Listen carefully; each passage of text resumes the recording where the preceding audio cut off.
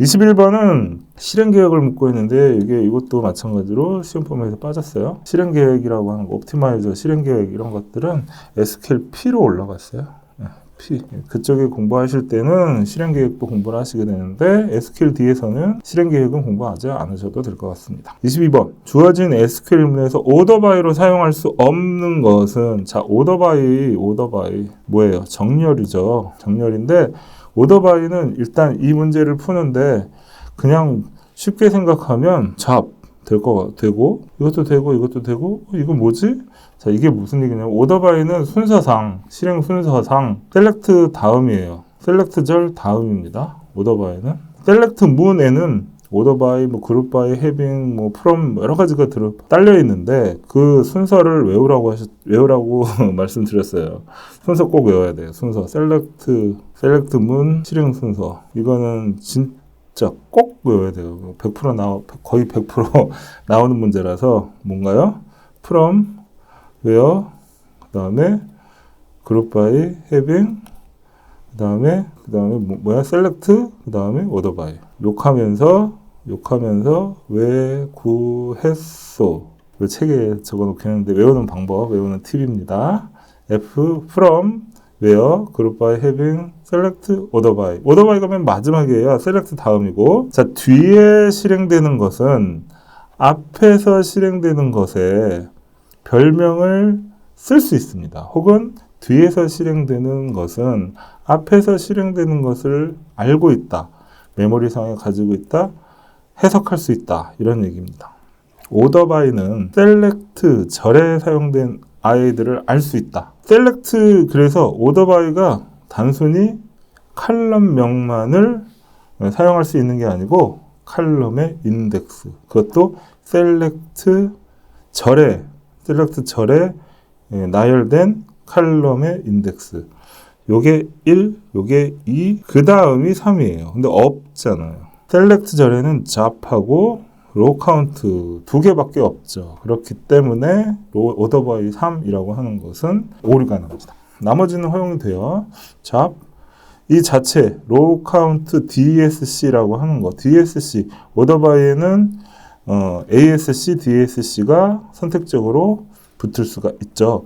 이것도 허용되는 거예요. 오더바이는 셀렉트 절에 들어가는 그 형태가 그대로 들어갑니다. 카운트 별표라고 하는 것도 허용이 돼요. 허용이 됩니다. 자, 그 다음에 23번 봅시다. 여기서도 문장이 꽤 길죠. 꽤 길고 오류가 발생하는 것은 이렇게 묻고 있고 꽤 긴데 사실 문제가 의도하는 거는 그렇게 복잡하진 않습니다. 일단 이런 문제는 어쨌든 보기를 하나하나 차근차근 보시긴 해야 돼요. 보기를 1번 쭉 읽어보시고 2번 쭉 읽어보시고 차례차례 보셔야 돼요. 그래서 그 중에서 오류, 잘못 발생하는 것은 이랬으니까 오류가 있는 문장을 찾는 겁니다. 셀렉트, 안에 셀렉트가 또 들어가 있네요. 이런 게 뭐죠? 스칼라 서브쿼리죠. 스칼라 서브쿼리. 일자별 주문 내역에서 주문 금액의 합, 일자별 주문 내역에서 주문 금액의 합이 이제 들어가고 from 고객 마스터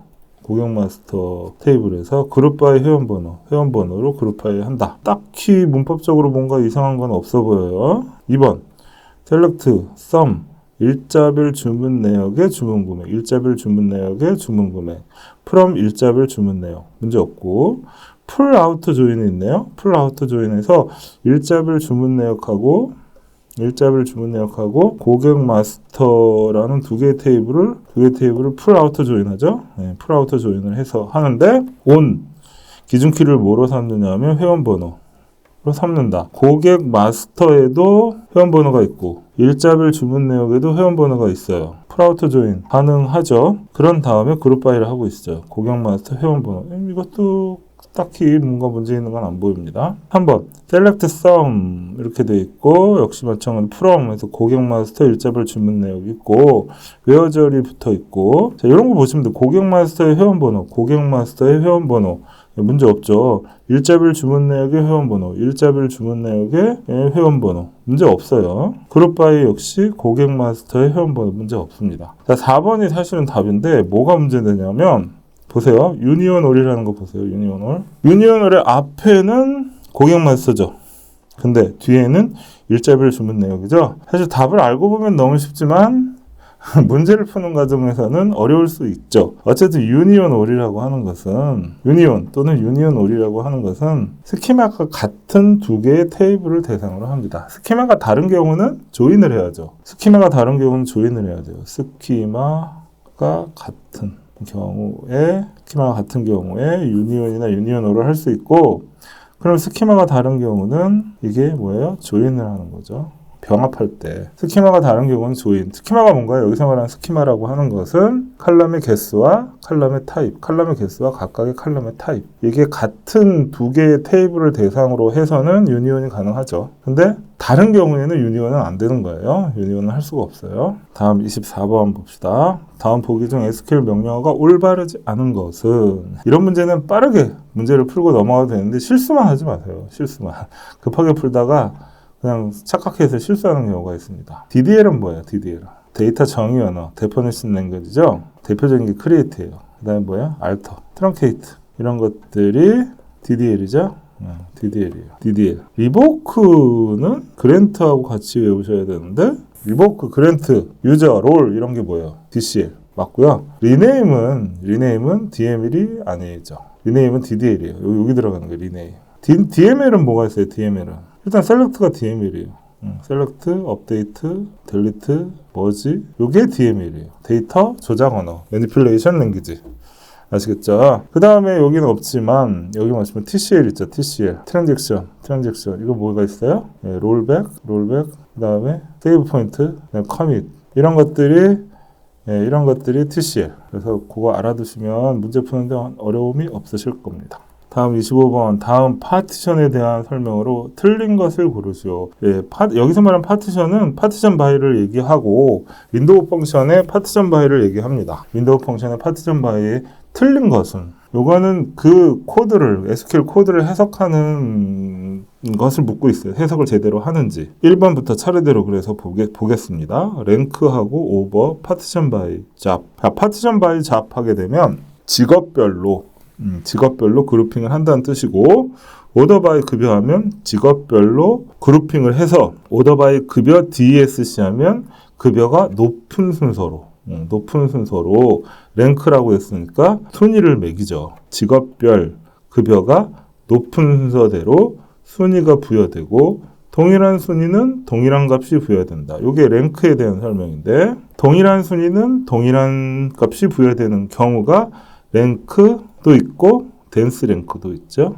리마인드 차원에서 랭크는 1 하면 3, 4 이렇게 가는 거고, 댄스 랭크는 1, 2, 3 이렇게 가는 거고. 즉 동일 순위가 있을 때 그 다음 순위가 앞에 전체 숫자 다음의 숫자가 되는 경우가 랭크고, 단순하게 그냥 앞에 숫자부터 1씩 증가해서 부여되는 게 댄스 랭크. 그러니까 동일 순위에 동일한 값에 대해서 동일 순위를 부여하는 건 같은데, 다음 순위 값을 처리하는 방법이 다르죠. 랭크와 댄스 랭크. 자, 그 다음에 2번. 썸 급여, 오버, 파티션 바이, MGR, 오더 바이 급여, 레인지가 뒤에 붙어 있어요. 자, 레인지는 논리적 주소에 의한 행집합을 의미하고, MGR별로 급여 순으로 정렬해서 파티션의 첫 행부터 현재 행까지, 레인지 unbounded proceeding, 첫 번째 행부터 현재 행까지 급여의 합계를 나타낸다 라고 되어 있는데, 25번 요거는 맞아요. 한번 파티션 바이 MGR, 각 MGR별로 오더 바이 날짜 순으로 정렬을 해서 rows between one proceeding and one following, 그러니까 날짜 순으로 해서 하나 앞에 하나 뒤에니까 한 날짜 앞에 한 날짜 뒤에, 거기에 대해서 평균을 내는 겁니다. 각 MGR별로 앞에 한 건 현재 행 뒤에 한 건 사이에서 급여의 평균을 계산한다. 여기서 뭐가 빠졌냐 하면 날짜별로 정렬한다는 얘기가 빠졌어요. 그래서 답이 3번인데요. 이게 이제 4번을 보면은 3번이 답이 확실해져요. 4번을 보시면 급여 순으로 정렬을 해서 오더 바이 급여, 현재행 급여의 레인지 between 10 proceeding and 10 proceeding and 300 following, 마이너스 100에서 300 사이의 급여를 가지는 행의 수 카운트를 카운트한다. 이게 맞아요. 아까 얘기한 대로 3번은 뭐가 빠졌냐면 날짜별로 정렬한다는 얘기가 빠졌어요. 이게 빠지면은 너무 큰 차이기 때문에 이게 상대적으로 1, 2, 3, 4번을 확인하고 상대적으로 가장 말이 안 되는 걸 사실 찾는 거예요. 여기서는 3번이 답이 됩니다. 26번 다음 주어진 테이블에 대해서 아래의 결과와 같이 반환되게 하는 아래 SQL문의 빈칸에 들어갈 것으로 올바른 것은 이렇게 돼 그룹 바이를 묻고 있는데 26번에 이게 걸쳐있네. 페이지에 걸쳐있어요. 26번은 별표를 좀 해놓으셨으면 좋겠네요. 왜냐하면 중요해요. 뭐냐면 롤업, 큐브, 그 다음에 뭐가 있죠? 그룹핑 셋. 그룹핑 셋. 요거는 꼭 알아두셔야 돼요. 롤업, 큐브, 그룹핑 셋. 꼭 알아두셔야 돼요. 자, 이 문제는 앞에 쭉 있지만 요것만 보면 문제가 풀립니다. 요것만 보시면 돼요. 이거 보시면 전체 합이죠. 이건 전체 합이죠. 토탈 합이죠. 이거는 뭔가요? 잡별 합이죠. 잡별, 그룹별, 클럭에 대해서의 합이에요.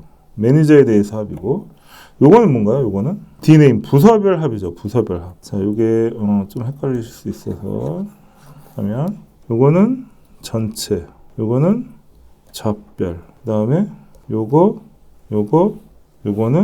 부서별. D네임.